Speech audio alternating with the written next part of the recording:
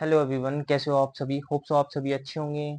और जिन भी बच्चों का यूपीएसआई का एग्ज़ाम है, जो कि 14 मार्च 15 मार्च को होने वाला है, उन सभी के लिए कुछ खास बातें जो उनको ध्यान रखनी चाहिए एग्ज़ाम से पहले। तो जो भी बच्चे एग्ज़ाम देने जा रहे हैं, तो उनको क्या-क्या बात का ध्यान रखना चाहिए?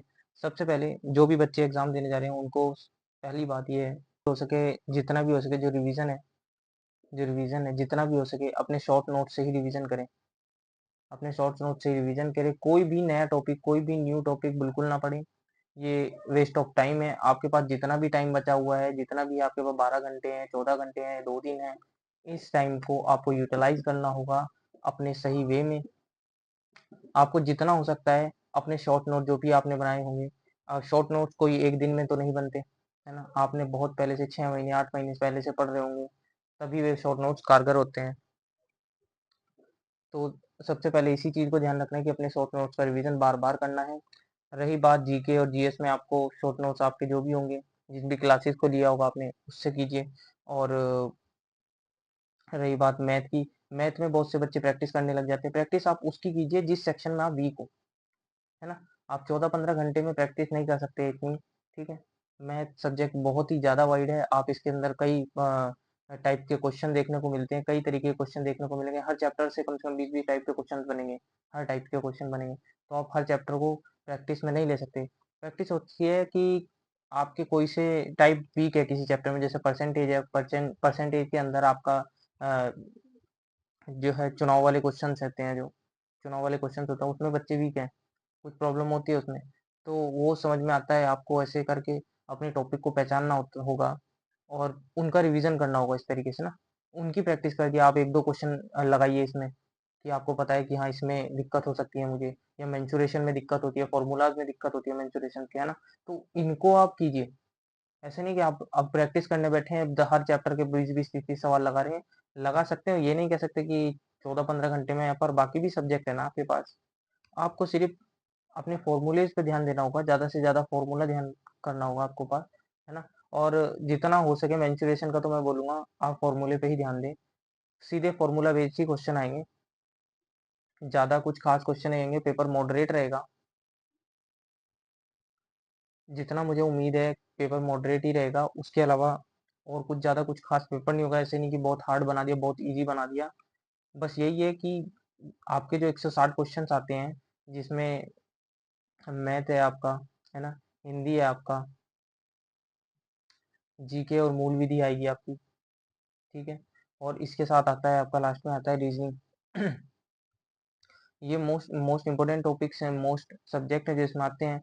सब 40-40 नंबर के होते हैं हर सब्जेक्ट, और ये टोटल मिला के 400 क्वेश्चन से बनता है पूरा पेपर आपका, जिसमें आपको 2 आवर्स मिलते हैं। तो टाइम आपके पास कम नहीं है, लेकिन जो आपके पास ओएमआर शीट है ना, ओएमआर शीट, इसको जब आप राउंड में गोला करते हो ना, तो इसमें टाइम लगता है, और काफ़ी बार बच्चे टाइम की ज़्यादा टाइम उन क्वेश्चनों पे लगा देते हैं जो थोड़े लेंदी होते हैं पढ़ने में और थोड़े हार्ड होते हैं। जितना कोशिश हो आपको, सबसे पहले ईज़ी क्वेश्चंस को टारगेट करें। जितने ईज़ी क्वेश्चंस को टारगेट करोगे आप, उतना टाइम बचाओगे आप। क्योंकि फ़ॉर्मूला बेस्ड क्वेश्चन को आप जल्द से जल्द कर दोगे। और मैं तो कहता हूँ जितना सेक्शन हो, जितना टाइम हो आपके पास ना, आप उतना टाइम मैथ के लिए निकालिए। क्योंकि रीज़निंग इतनी हार्ड नहीं आएगी, मुझे उम्मीद है। रीज़निंग आप, जो भी बच्चा सीजीएल या सीएचएसएल की तैयारी कर रहा था, और ज़्यादातर बच्चे आप में से होंगे जो सीजीएल या सीएचएसएल की तैयारी कर रहा होगा, वो समझ सकता है, ठीक है? तो आप जितना हो सके हिंदी और मूल विधि, जीके को अपना पहले राउंड दीजिए, और इसमें कोशिश कीजिए सही ही हो सारे क्वेश्चन। ज़्यादातर आप कोशिश करेंगे तो सही होंगे, ठीक है? यहाँ से टाइम आप निकाल के थोड़ा-सा रीजनिंग में टाइम दे सकते हैं, और उसके बाद बचा हुआ टाइम सारा आप मैथ को दे सकते हैं। इससे आप, क्या होगा, इससे आपके पास वो पोर्शन के लिए सबसे ज़्यादा टाइम लगेगा जहाँ टाइम लगता है वाक़ई में, है ना? मैथ में आपको टाइम लगेगा, क्योंकि बहुत से बच्चे ऐसे होते हैं कि फ़ॉर्मूला क्या, जो टाइप्स के क्वेश्चंस होते हैं उनमें भी अटक जाते हैं, और ये हर किसी के साथ होता है, ये बहुत ही नॉर्मल है, ठीक है? तो इस चीज़ का आप ख़ास ध्यान रखें।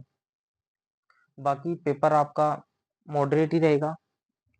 अगर मैं बात करूँ कि कट ऑफ क्या जा सकती है, तो कट ऑफ पहले 2017 में मेरे ख़्याल से जब एग्ज़ाम हुआ था, जब इसका रिज़ल्ट आया था, तो 260 के करीब गई थी, जहाँ तक मेरे ध्यान है, ये देख लेना आप। लेकिन अभी जो हाल-फिलहाल में गई थी, 300 कुछ थी, और अभी उम्मीद है कि 300 प्लस ही रहने वाली है कट ऑफ आपकी जनरल की, है ना। जनरल की कट ऑफ आपकी 300 प्लस ही रहेगी, तो इससे कम स्कोर तो चल ही नहीं पाएगा बिल्कुल भी जनरल कैटेगरी में। तो अपने पेपर में बिल्कुल भी हड़बड़ाना नहीं है आपको, इत्मीनान होकर 2 घंटे कम नहीं होते। आप में से जो इतने बच्चे पढ़े हैं, जिन्होंने मेहनत करी है, उन्हें डरने की तो कोई ज़रूरत है ही नहीं, क्योंकि उन्होंने पहले इतनी प्रैक्टिस की होगी कि इस टाइम पे वे अपने शॉर्ट नोट से काम चला सकते हैं, है ना। तो जितना भी हो सके आप शॉर्ट नोट्स के साथ जाइए अपने, उन्हें पढ़िए, बार-बार रिवाइज़ कीजिए। जितने भी 14 या 15 घंटे आपके पास हैं, आप उसमें लग जाइए। जितना अपना कोर आपने लिख रखा हो, जो भी बच्चा अपना रोल लिखता है ना, ये डायरी बनाता है कि लिखता है मैं इस सेक्शन में वीक वीक हूँ, इसमें वीक था, ये पोर्शन वीक था, इस टाइप के इस चैप्टर में इस टाइप के क्वेश्चन मेरे को प्रॉब्लम देते हैं, इस चैप्टर में इस टाइप के क्वेश्चन प्रॉब्लम देते हैं। तो आप उस क्वेरी को लीजिए सबसे पहले ना, उसको सॉल्व कीजिए, तभी आपको पता चलेगा पेपर में कैसे परफॉर्म करना पड़ेगा, तभी आपको ध्यान रहेगा इन चीज़ों के बारे में कि कहाँ गलती नहीं करनी। लास्ट टाइम पे इन्हीं चीज़ों को देख के जाना है आपको, ठीक है। तो बस अब मिलते हैं नेक्स्ट वीडियो में, होप सो आप सभी का पेपर अच्छा जाए।